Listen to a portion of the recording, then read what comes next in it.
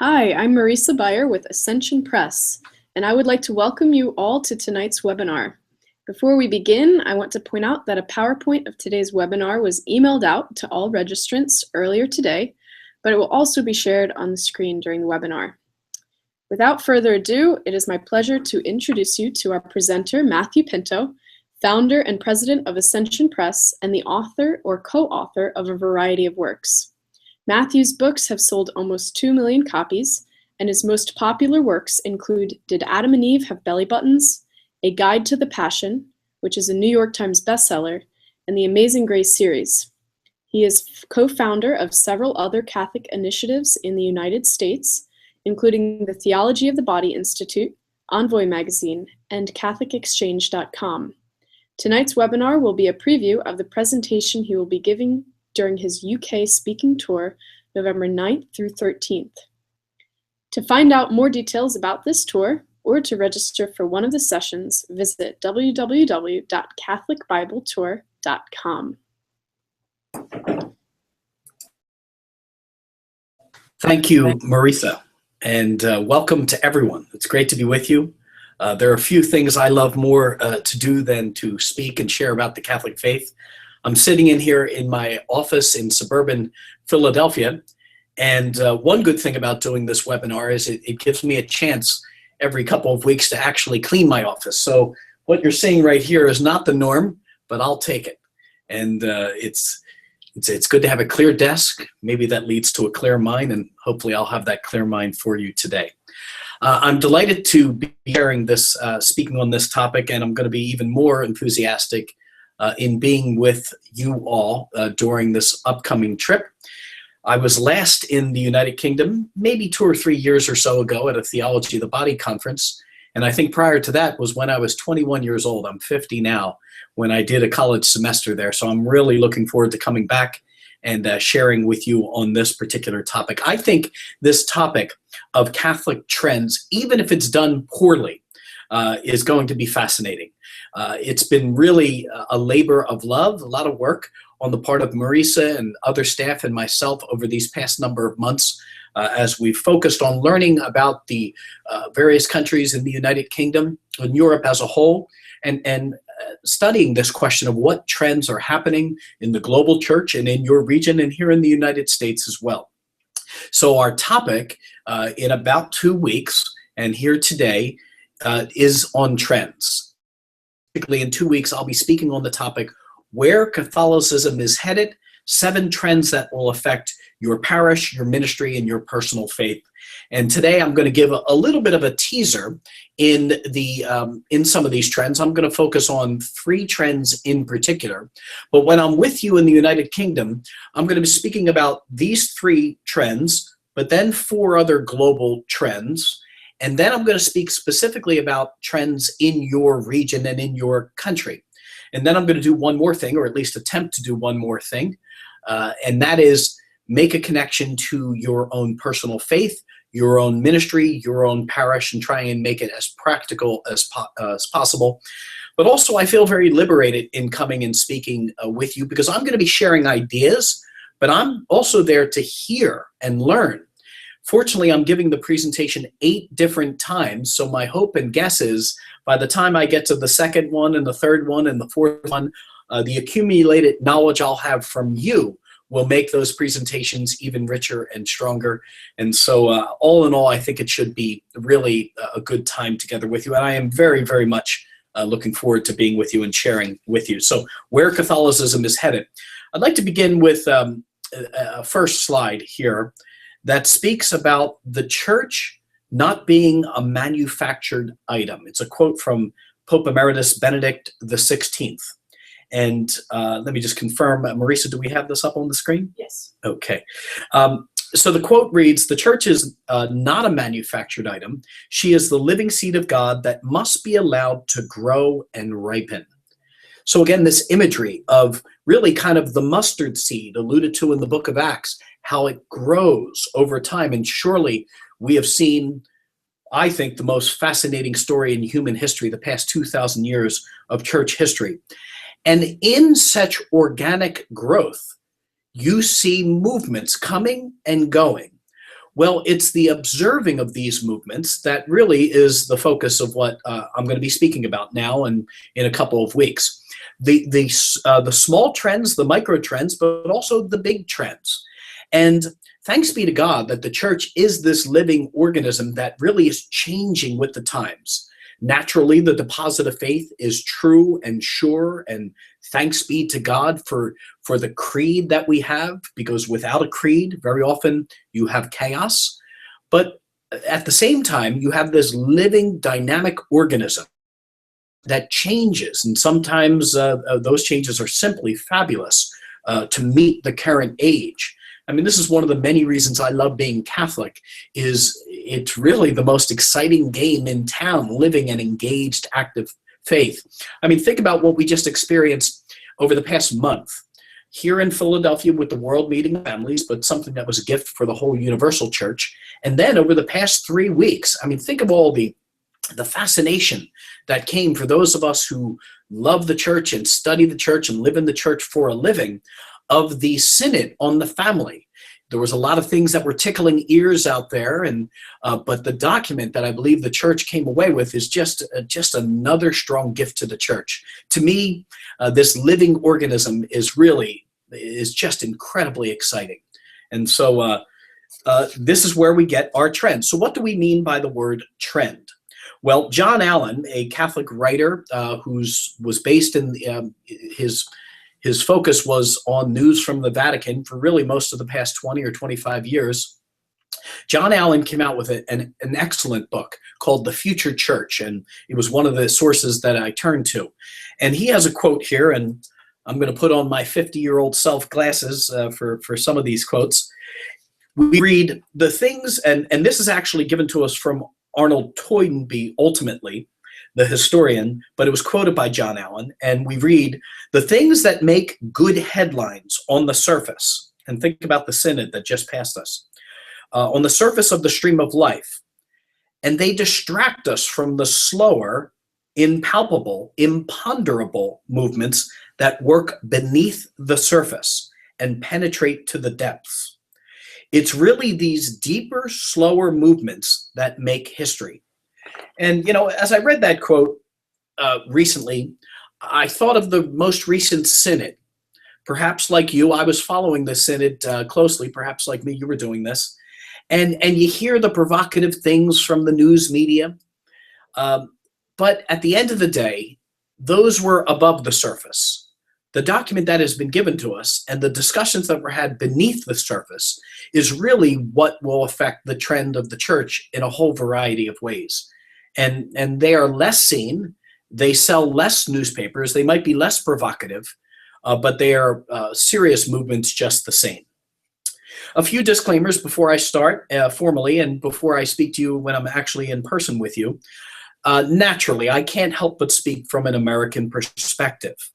However, and I can't emphasize this enough, be assured that I do not think, and I love America. I love America. I love America's vibrancy. I love America's ingenuity, the entrepreneurial feel that we have over here. But be assured, as a student of the Universal Church, I do not believe that here in America we have all the solutions by any stretch. You have solutions in England, in Wales, in Scotland, in Ireland, in other parts of Europe that will bless the body of Christ, that will bless us here in America. I am a believer in this principle. It is a universal church. Sure, there are some gifts that we Americans bring. There's a very vibrant Catholic faith over here. Sure, a lot of people have stepped away, but there are millions and millions of serious practicing Catholics. And there are hundreds of vibrant apostolates over here. So there is much that the church here has to give, but be assured, I do not believe we have all the answers. Gifts can come from everywhere. Secondly, I'm not going to be rendering opinions on the moral issues. I do have opinions on the moral issues, and those opinions really are the church's defined teachings found in the Catechism. However, I'm not necessarily, maybe during the question and answer session, I can be pressed on certain issues, but I'm commenting as a sociologist, as an observer. And I'm really identifying the trends more than making making comments specifically on their validity. I will be, determine the ones I'm giving you, I believe are all valid, but I'm not going to be rendering opinions on certain moral questions. Thirdly, I will be moving quickly because we're going to pass on a lot of information here today, but also when I'm with you during my visit. So I will be moving quickly, but I will be giving all of you, you have the PowerPoint here, and you will have my PowerPoint, which has a lot of detail, a good bit of statistics. You will have that as well, if you so desire, when I'm with you in person. And hopefully at the end of today, we will have some time for questions. I believe you can type your questions in at the bottom of the screen, and we will hopefully get those to you. Marisa, please correct me if there's another method of getting those questions. Okay, a little bit about my background. I am blessed, and I use that word specifically because I do believe it's a blessing, that to have worked for the church for more than 24 years in a pastoral, in a publishing, in a ministry level, both at the parish level and diocesan level and throughout the various parts of the United States. I've also been fortunate to travel good portions throughout the world. These are some of the apostolates that I've either started or am a part of on the board or something like that. Let me share with you the interview process, or rather the research process that we went through. My assistant, Marisa, myself, have spent quite a bit of time over the past number of months gathering specific information on the worldwide church, but really your experience in the United Kingdom. And we were able to survey more than 730 Catholics throughout the United Kingdom. We asked questions about their experience of the Catholic faith, about their parish life, and about the topic of evangelization. We also asked them what trends they are seeing. We then were able to do real deep dive interviews with 22 Catholic leaders in the United Kingdom. We spent conversations that lasted well beyond an hour in some instances, and we tried to gain a variety of different perspectives, people from different ecclesiologies, some who would profess themselves on the left, some who would profess themselves on the right, the progressive camp and the Orthodox camp, and then some who would profess themselves to be right in the center. I actually contend that they would be with the church, that the church herself is in the center, ultimately always. They were, or people who were ordained, they were consecrated persons. The majority were lay people of different ages, and those who worked in diocesan settings. And so, the first of three trends that I will speak about when I'm with you, and we'll start off our conversation today. These are general worldwide trends that we're seeing in Catholicism. We're seeing population shifts. They have shifted in the recent 30, 40, and 50 years. They are shifting right now. In fact, those of you in Europe, of course, are experiencing a shift due to the migrant crisis that we're hearing about over here in the United States. I presume you use the word crisis as well, but I could be wrong there. And these trends and demographics will continue to shift. And it's fascinating to see how they are affecting the church. For example, we are clearly seeing in the past 10 and 15 and 20 years a shift in the preponderance of bishops. Because Southern Hemisphere parts of the church, Africa and in Central and South America, they have large Catholic populations, which means larger numbers of dioceses, which means larger number of bishops in proportion to the rest of the world. So we are seeing a shift right now from a Northern Hemisphere Catholic Church that really has been the case for 1900 years to a church that is more Southern centric. And I actually contend that Pope Francis is one of the first fruits of this shift. Due to the number of bishops from the Southern Hemisphere, we will likely have popes for maybe the next few hundred years from southern parts of the world or third world parts of our world, less developed nations. It's very possible that we will see a pope from Africa, or a pope from the Far East, or maybe more popes from Central and South America. And that's going to affect how the church really lives her daily experience. I think we're already seeing this with Pope Francis, and I'll talk about that in a little bit. Look at that first bullet. In the year 2000, more Catholics were baptized in the Philippines than France, Spain, Italy, and Poland combined. 13 of the most recent 20 cardinals who were named in 2015 came from Latin America, Africa, or Asia. About 100 years or so ago, maybe a little bit more, under Benedict XV, we had one cardinal, I believe, out of 32 who were non-Europeans. So clearly we're seeing some things. So the implications for the church, again, it's no longer Eurocentric. One of the implications I'll speak about when I'm with you is that even our ecumenical dialogue is shifting, where for most of the past 50 years, it's been a dialogue of a developed church that was apologizing for some of the abuses in the past. People were coming to us, the church, and in the relationship, the two-entity relationship, the Catholic Church and the other entity, very often we were on top, and so they were asking for concessions from us. In the current church that we're experiencing in the underdeveloped parts of the world, in Africa, in Central and South America, in parts of the Far East, the church is actually the one being persecuted, not other groups. And so we are going to these ecumenical dialogues asking for accommodations being made. And so this is one example about how the Eurocentric church, and I love Europe. I mean, how can't you love Europe in 100 ways? So none of this is meant as any disrespect to Europe. These are just sociological descriptions. So the church is likely moving from a Eurocentric reality now naturally because of Rome being the center of our faith, and just the European presence in Rome. It will never not be a part of our worldview, the European worldview, but clearly the focuses will change in many ways. For example, under Francis, we are seeing an emphasis, as you'll see in a few minutes in my second trend, on looking outside of herself versus looking at internal issues within the church. A second bullet is the North is now new mission territory. We're already seeing this here in the United States, and I believe you're seeing it over in the UK, where other countries are sending priests to us.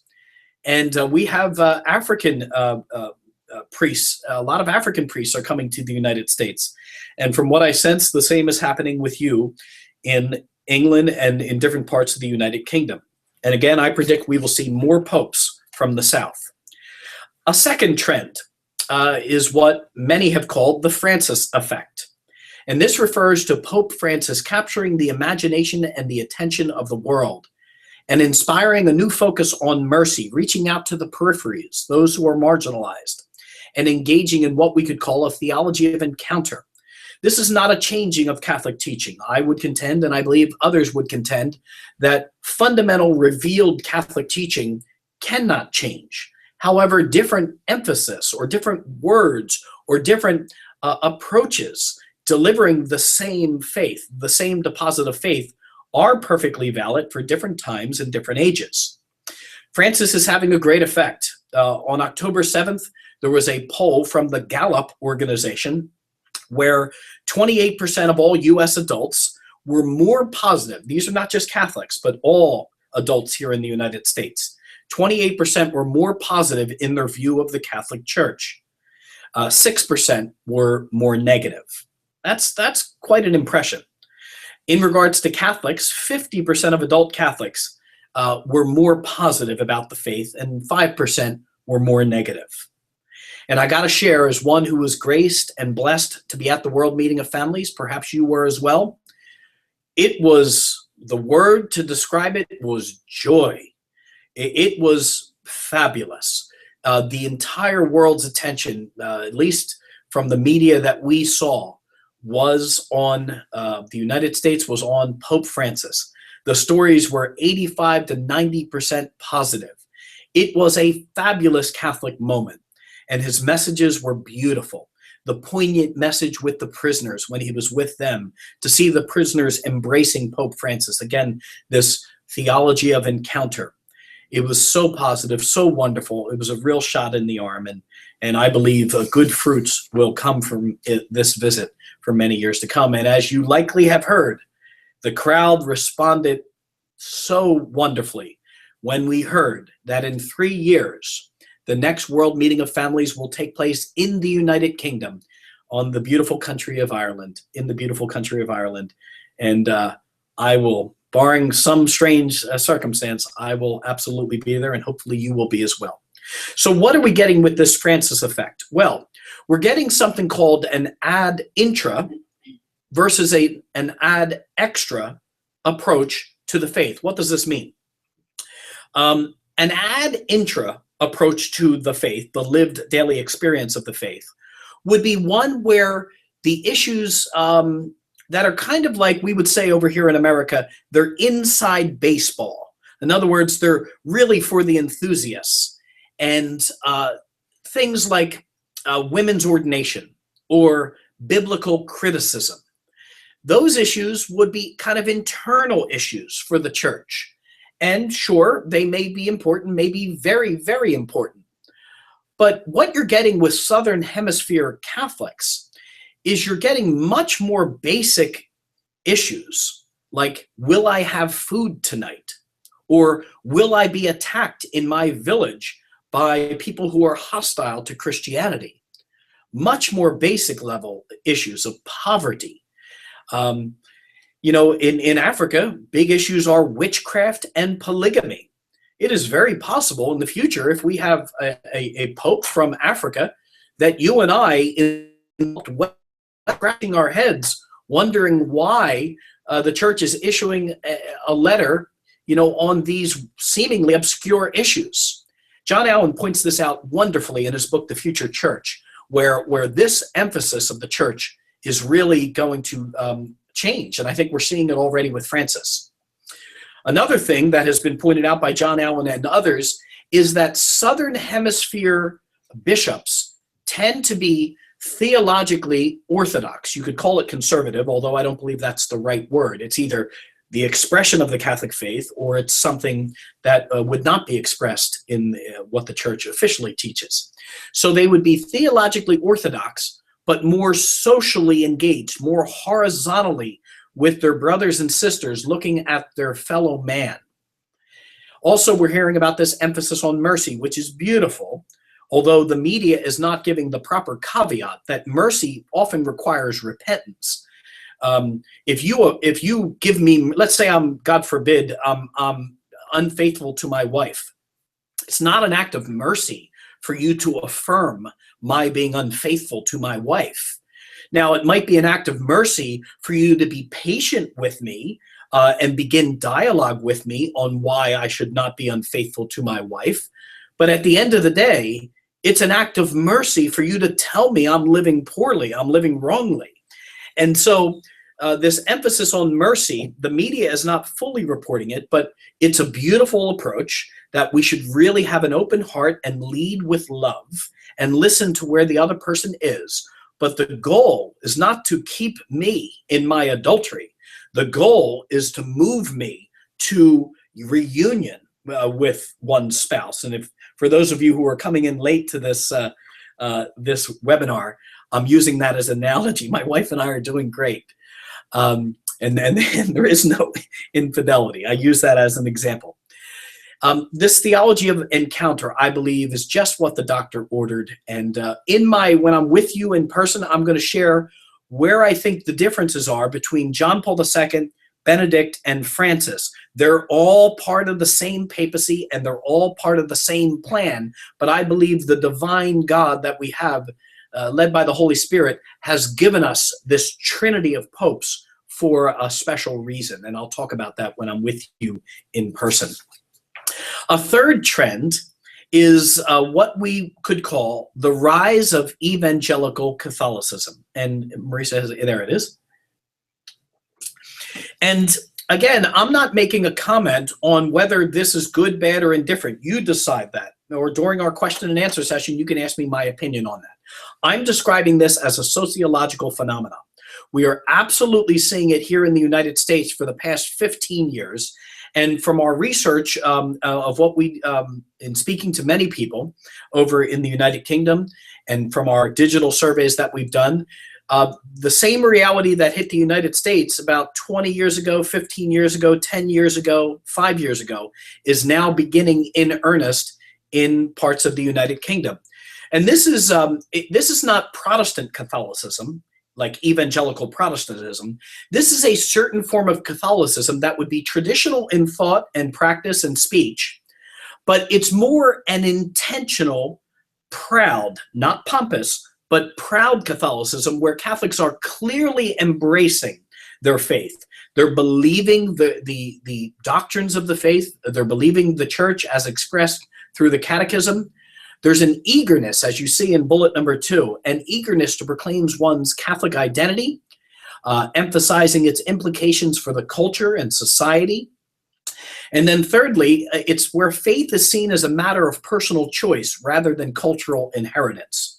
Clearly in the United States, and surely those of you in the United Kingdom, you have millions of Catholics who may sooner fall into the camp of being cultural Catholics. They're Catholics because their parents were Catholic, they were baptized Catholic, but there is clearly a new movement taking place in the past 20 or so years of Catholics who are more intentional about their Catholicism. Moving on, we're seeing an emphasis on parish renewal. Books like Divine Renovation, written by a Father Mallon from Canada, or the book called Rebuilt, written by a Father Michael White and a Tom Corcoran here in the United States, are really spreading like wildfire, at least here in the United States, and my guess is they've spread over with you as well. From our interviews with those in England and Wales, we learned about Proclaim, the conference that has been going on for a few years. I'm not rendering an opinion because I haven't experienced it on whether it's good, bad, or indifferent. My sense is that, oh no, this is a movement of the Spirit. This looks very good, where there's this focus on discipleship parishes.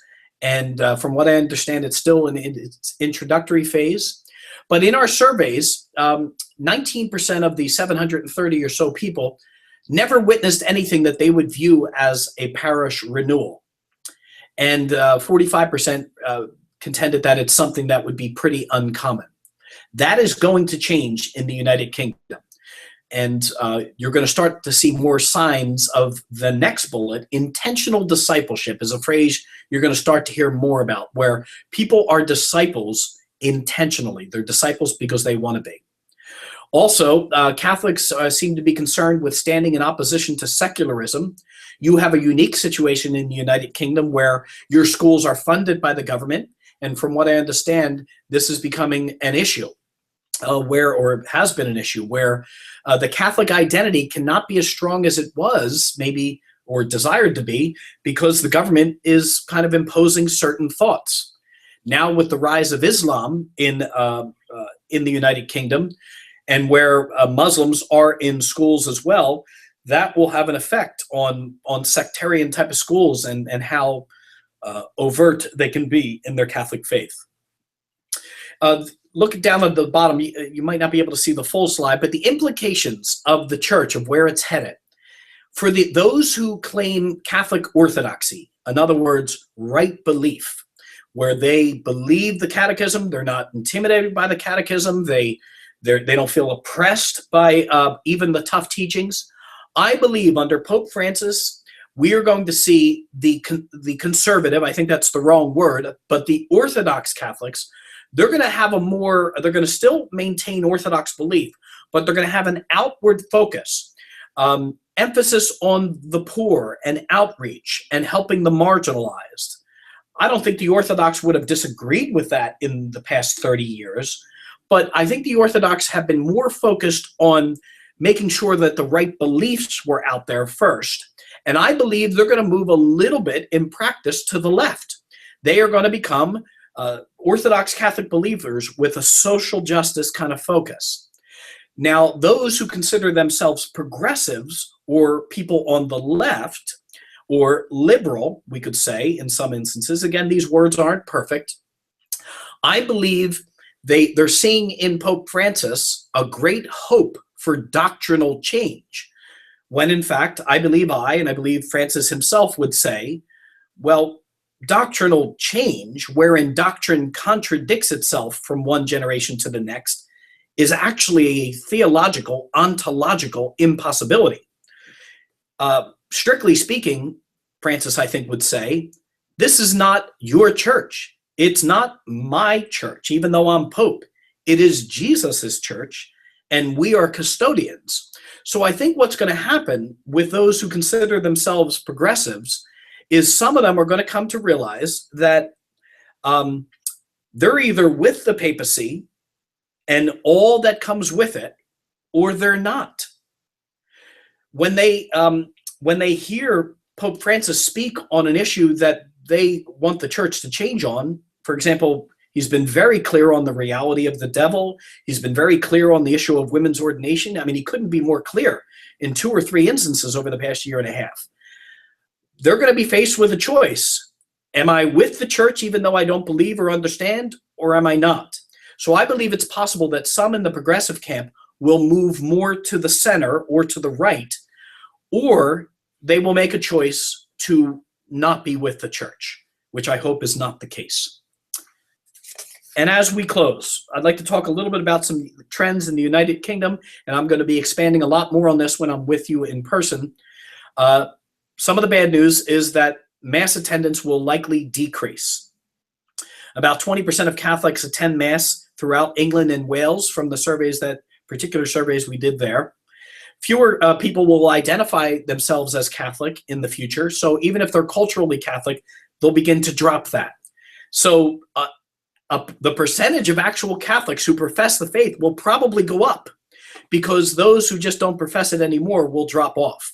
So it's almost as if we'll have a leaner, and don't hear this word in a snobbish way, I don't mean it that way, but a more pure church in a sense, of those who are members, active members, really are more firm believers in the faith. The second arrow there, Catholic immigrants will bolster Catholic numbers and Catholic life in the United Kingdom, even if some people are uncomfortable with that, which I hope is not the case. But immigrants from Poland and Nigeria and the Philippines and various Indian Catholics are already making up greater numbers of our parishes than just 10 years ago from what we've found in our research. They, in some instances, will flat out keep parishes open that would otherwise close. And the implications are that we will have a richer diversity. Now, diversity is good in some regards. It's not necessarily good in some other regards. We should have diversity in non-essentials, but we should have unity in essentials. Like, it's not a good thing, in my view, to have diversity on something as clear-cut as the abortion issue. It's either a baby who needs to be protected, or the alternative, which I would contend is horrific. So we will have a diversity, though, not in the essentials, but in the next tier, the semi-essentials. And I think that will create a richer church. We will have more foreign-born priests, and we likely will have a more ad extra focus, where the church is focusing not as much on the topics of inner church discussion, but really on an outward focus on how can we sanctify and help save the world, save in the temporal sense, but maybe even in the spiritual sense. So as I close, in my longer talks that I'll give when I'm with you, I'll cover these 3 trends in greater detail, but then 4 others, and then I will unpack 5 particular trends that are taking place, we believe, and we're finding in the United Kingdom properly, specifically England, Scotland, and Wales, and a little bit of Northern Ireland. We will then discuss how each of these trends impact parish life, ministry life, and one's own personal faith. And I think we will have a vibrant question and answer session. I am coming to you not boastful, not in any pompous way. I am your servant during this time. I am absolutely looking forward to the exchange and ways that my own knowledge of the Catholic faith will be enriched. So I'm looking forward to your input. I hope and think that many of the things I will be passing on will make for great discernments on your own part and great discussions, and I'm looking forward to being with you. So I think we are going to take a little bit of time for questions, but I want to bring your attention that I will be speaking in 8 locations over those 5 days, so it's going to be busy. I humbly ask for your prayers. I'm actually bringing some type of cold medicine in case the body breaks down a little bit. So please pray for me. I'll be in Northampton and Hampshire and Devon and Birmingham. I may even be getting the pronunciations of these cities wrong. Manchester. I've heard of Manchester United. Am I correct there? Am I getting that correct? Yes. Lancaster, we say here, or Lancaster, Glasgow, and London. And I'm really looking forward to visiting your beautiful, historic country. Although at times we Americans may think that we're pretty cool and some of the things that we have, as any student of history will bear witness, you are our older brother and sister in the faith, and I am delighted to be joining with you. It's going to be fabulous on a personal level. I'm bringing my oldest son with me, so it should be great bonding as well. So God bless you. I hope to meet you. Marisa, do we have any questions right now? Let's see. Yes, we have one. We have a question. Which area of Catholic teaching is the most popular or useful for evangelization in the United States? Great question. I would say, well, I think this theology of encounter, this Francis approach, I have not seen in my 25 years of doing full-time active lay ministry in different parts of the United States, I have not seen such vibrancy in conversation on the part of people who are not Catholic or people who would be loose in their connection with the Catholic faith. I have people, I'll tell you a story of one time I went into a convenience store on a Friday night and 2 persons were outside. They were about 21 or 22 years old, and I quickly came to find out that they had been drinking a little too much. And somehow I got into a conversation with them, a friendly conversation, and they found out that I do Catholic work for a living. And one of the persons, who was 22 years old, turns to me, and I could tell that he was at least a little bit drunk. He said, "You know that new Pope, I love him." And I was amazed that a 22-year-old on a Friday evening outside of a convenience store, half drunk, was affirming, what he's seeing in this Pope Francis. So I would say this culture of encounter is something that is a great way to have initial conversations with people. And God willing, you can move them a little bit further down the spectrum, closer to our relationship with our Lord and a relationship with the church that he established, the Catholic Church. And so that is one thing. And then I just think the church is consistent in the moral issues. Even though people know that the church has fallen down on the job, or individuals have, I think there's still a deep-seated respect that the Catholic Church is not caving into the whims of the culture, because in many ways, theologically, we can't. It's ontologically impossible for a pope to change revealed teaching. I think those are another way that we have had and will continue to have discussions with people in the church and outside of the church. And is there another question, Marisa? If not, we will bid everyone a farewell. We have one more question. Is that okay? Sure. All right. What is the biggest challenge to evangelization in the United States? The biggest challenge to evangelization in the United States would be apathy due to secularism, and I believe this is your story as well in the United Kingdom. And it has been bolstered by the fact, and the U.S. bishops admit this in a 1999 document, that our efforts in teaching the faith over the past 30 to 40 years have simply not been effective. I think we have tried to accommodate the culture a little too much, and the culture has substantially won that battle. And the evidence is the fact that there are about 75 million Catholics here in the United States who check the box Catholic, but there are upwards of 35 to 40 million former Catholics here in the United States. And of the 75 million, we only know that about 22, 25% practice. And of that 25%, the percent of those Catholics who subscribe to the full teachings of the church, including the difficult teachings, is probably only 5 to 7%. So I think secularism, and I'm an optimist, but I believe secularism has substantially won the day. Secularism has and affluence has led to apathy, and the church, and anytime I make a little critique of the church, it's only said from a posture of love and loyal son. But the church really has not done really that good of a job at showing the dynamism of Catholic truth. To me, the most exciting game in town is the fact that God became man in the person of Jesus Christ, and that person, Jesus Christ, established the church, and he predicted that it would have good and bad within it, but the dynamism that exists within the church, it is so exciting.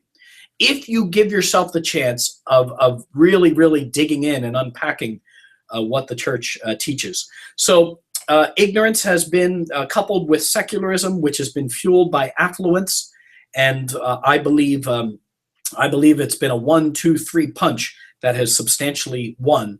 Let me close with one other final comment in regards to another thing that is working.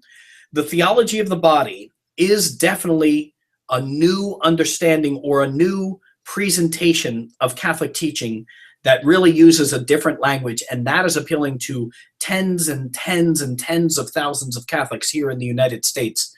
And so the theology of the body is another positive thing that is happening. And on that note, I will bid you farewell. Again, if you would not mind, consider putting my name and Marisa Byer's name on your prayer list, maybe on your refrigerator over the next couple of weeks. I humbly ask for your prayers that we can stay healthy and be strong and be met with good-sized audiences, and that we can hopefully be an inspiration of some sort. Thank you for all you do in your life and in your ministry. May the Lord continue to bless and guide you. Thank you.